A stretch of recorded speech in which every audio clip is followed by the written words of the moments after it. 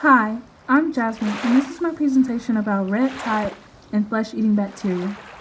The water that surrounds Florida is known to be a place many people enjoy to escape. Florida is known to be two of the top 30 vacation destinations in the United States, according to U.S. News and World Report. Many people choose to come to Florida because of the beaches. In fact, Florida beaches are one of the top 10 beaches in the United States, according to the Travel Channel.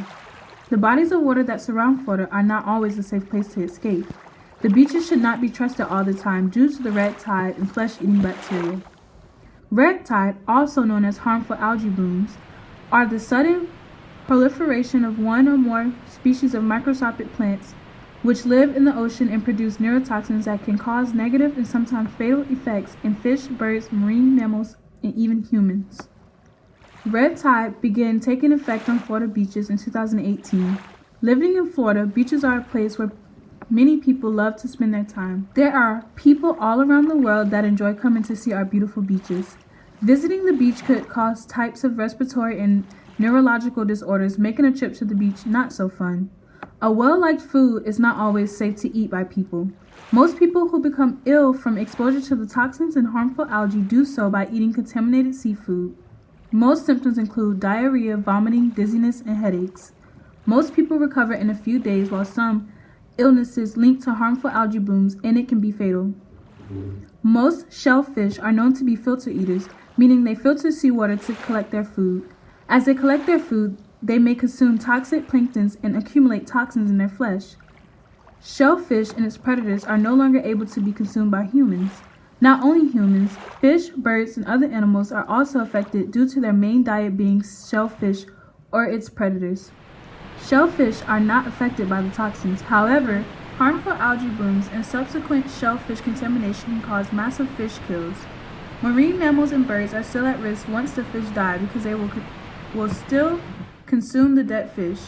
The red tide also affects the economy by coastal communities that rely heavily on tourism, losing millions of dollars when dead fish wash up on the beaches and tourists fall ill, or shellfish warnings are issued because of the harmful algae blooms.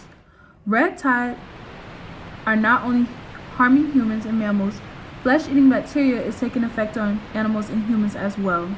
Flesh-eating bacteria occurs between May and October when the water temperature rises. Many people in Florida began getting ill and dying due to the flesh-eating bacteria.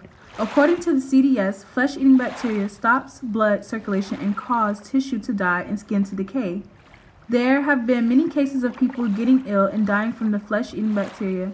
Many other cases are tourists visiting Florida. Lynn Fleming is a 77-year-old woman who fell and scraped her leg at the beach. She entered the water where the flesh-eating bacteria began to take effect. She gradually noticed symptoms and eventually died. Kyle Brown fell skateboarding, then went to the beach. She later experienced symptoms of the disease and died. Tony Meredith experienced flu-like symptoms and later found out flesh-eating bacteria is in his body. He is still alive today. He advised that anybody that's going to the beach, they need to really be cautious before getting in the sand or the water. I never thought it would happen to me, he told WDHN. I almost lost my leg or my life. In conclusion, the bodies of water that surrounds Florida should not be trusted all the time due to the red tide and flesh-eating bacteria. Today, red tide has cleared up, but it continues to be cases concerning flesh-eating bacteria.